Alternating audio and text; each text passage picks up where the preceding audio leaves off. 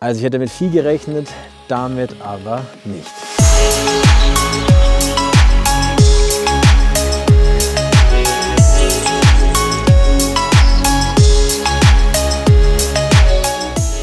Hier ist er also, der brandneue Nike Phantom GX2 und natürlich auch der brandneue Nike Phantom Luna 2.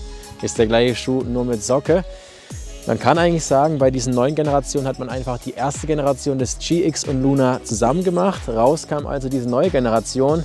Nichtsdestotrotz gibt es ein paar spannende Änderungen, die schauen wir uns jetzt im Video an.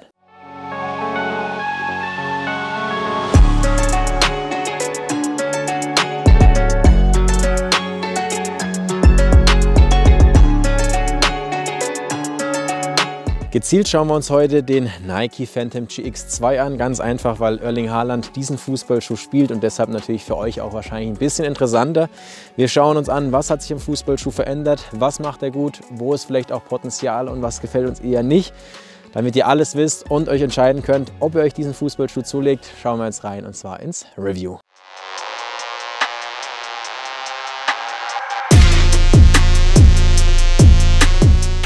Sprechen wir mal direkt über das neue Obermaterial der Nike Phantom GX Generation oder Phantom Generation allgemein.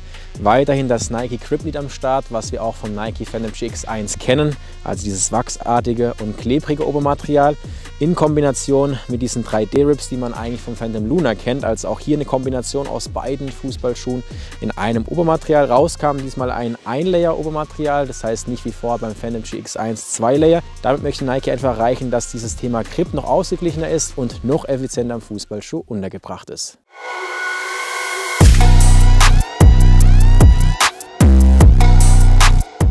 Meine Sorge beim neuen Obermaterial war ganz klar aufgrund der Optik. Erinnert sehr stark an den Nike Phantom Luna und da muss ich ehrlicherweise sagen, war es mir ein bisschen zu steif. Tatsächlich aber aufgrund, dass es jetzt ein One-Layer-Upper ist, ist es sehr, sehr weich und flexibel raus aus der Box. Sehr angenehm. Ist ein sehr direkter Touch, aber natürlich durch diese 3D-Struktur hier vom Phantom Luna nicht ganz direkt am Ball, überhaupt nicht negativ gemeint, ist einfach so ein bisschen anderes Gefühl, aber tatsächlich eine große Überraschung vom ersten Eindruck, was die Performance von diesem Obermaterial angeht.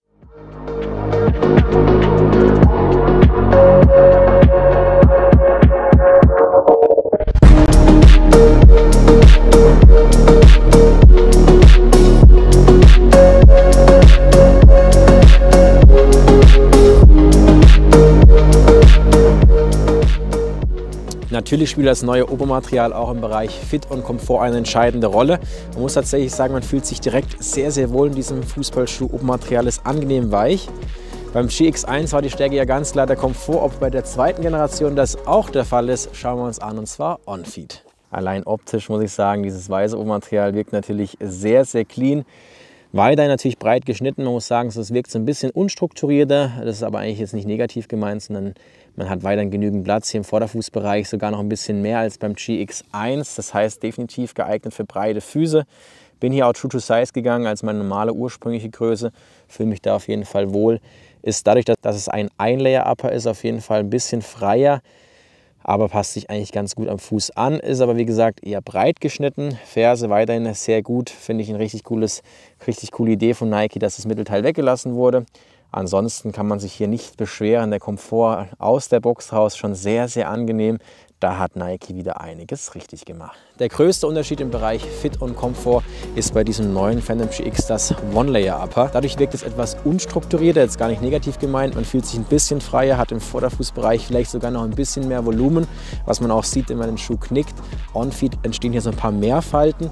Das spürt man auch im Bereich Lockdown, dass es ein bisschen weniger supportive ist. Gar nicht negativ gemeint, aber ein Fußballschuh, der wahrscheinlich jetzt sogar noch besser geeignet ist für breite Füße.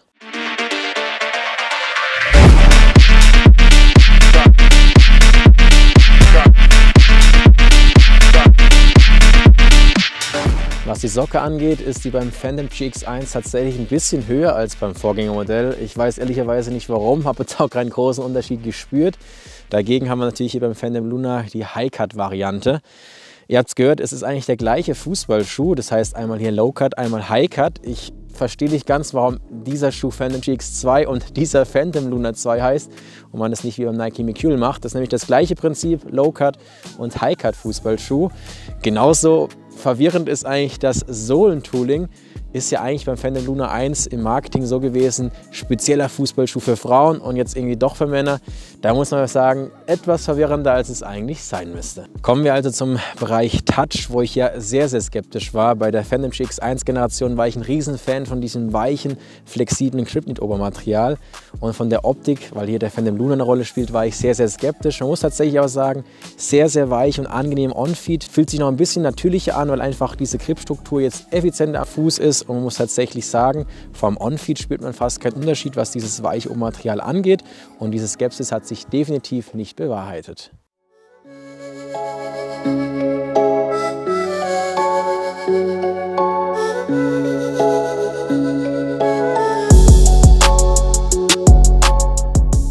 Auch wenn das wachsähnliche Gefühl bei diesem neuen Nike Gripknit-Obermaterial glücklicherweise geblieben ist, hat es Nike trotzdem reduziert, um vor allem bei trockenen Verhältnissen nicht zu sehr ins Spielgeschehen einzugreifen. Habe ich auch gemerkt in der Testphase. Da musste man sich schon dran gewöhnen beim Nike Phantom GX1. Vor allem bei trockenen Verhältnissen ist man leicht am Ball sogar hängen geblieben. Deshalb wurde es reduziert, um einfach genug zu unterstützen, aber nicht zu sehr ins Spielgeschehen einzugreifen.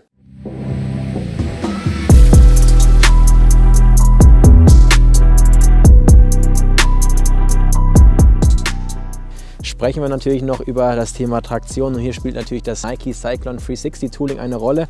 Kennt ihr vom Phantom Luna, wurde übernommen, ist hier vorne dieses Tooling, was helfen soll, multidirektional optimale Unterstützung zu haben, vor allem beim Beschleunigen und gleichzeitig Knieverletzungen zu verhindern. Das steckt hinter diesem Tooling. Eigentlich war das entwickelt für Frauen, plötzlich jetzt für alle. Für mich ein bisschen verwirrend. Ich muss sagen, ich fühle die Sohle vom Phantom GX1 etwas mehr. Ist aber auf jeden Fall ein cooles Tool. Man spürt es auch auf dem Platz, dass man hier ein bisschen mehr Wendigkeit hat, besser beschleunigen kann. Ist aber so ein bisschen strange beim geraden Laufen, muss man sich dran gewöhnen. Aber von Nike natürlich mit der Innovation bekräftigt hier beim Cyclone 360 Tooling. Bei der AG-Version bleibt die Sohle vom Phantom GX1, was mir ehrlicherweise ein bisschen besser gefällt.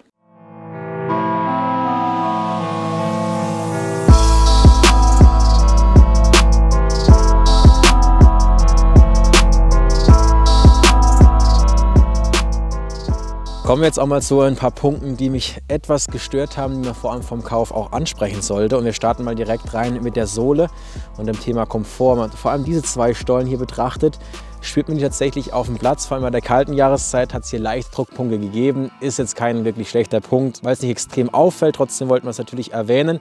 Außerdem hier der Mittelfußbereich hat schon etwas wenig Stabilität. Ist auch beim Phantom GX1 der Fall gewesen. Und vor allem bei kalten Jahreszeiten kann es hier tatsächlich zu Problemen kommen. Beim Übergang vor allem, dass das Ganze sogar brechen kann.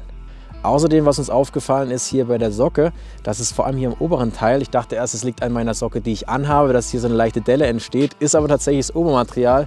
Weiß nicht genau, was dahinter steckt, fällt auch nicht negativ auf, sieht einfach nur so ein bisschen anders aus. Außerdem die Ferse, weiterhin auch hier das Problem, was wir auch beim Phantom GX1 angesprochen haben, dass man vor allem im inneren Bereich ein bisschen viel Platz hat.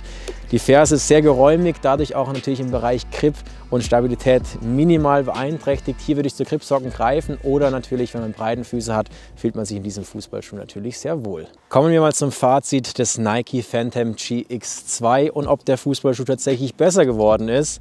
Ich war ja tatsächlich sehr, sehr skeptisch, weil die Optik einfach sehr stark an den Phantom Luna erinnert hat. Tatsächlich muss man sagen, der Phantom Luna 2 ist deutlich besser als der Phantom Luna 1. Die Frage, ist das auch beim GX der Fall? Tatsächlich hat der Fußballschuh mich positiv überrascht, einfach weil ich extrem skeptisch war. Insgesamt muss ich aber sagen, Phantom GX1, da war die Magie einfach etwas größer, lag auch daran, dass der Fußballschuh neu rausgekommen ist. Ist bei diesem Fußballschuh natürlich schwer machbar gewesen. Trotzdem muss ich sagen, finde ich die Idee von Nike ganz cool, die beiden Sachen vom Phantom Luna und Phantom GX zusammenzulegen. Für mich ist es aber nicht unbedingt ein Upgrade, definitiv aber auch kein Downgrade, eher ein Schritt zur Seite. Das soll es auch schon wieder zum brandneuen Nike Phantom GX gewesen sein. Ihr könnt gerne mal eure Meinung zum Schuh in den Kommentaren dalassen. Außerdem, falls ihr euch dieses Exemplar sichern wollt aus dem neuen Nike Match Ready Pack, checkt den Link unten in der Beschreibung aus. Dort gibt es den Schuh bei Absolut Teamsport. Vielen Dank fürs Zuschauen, Leute. Macht's gut, bis zum nächsten Mal. Haut rein und ciao.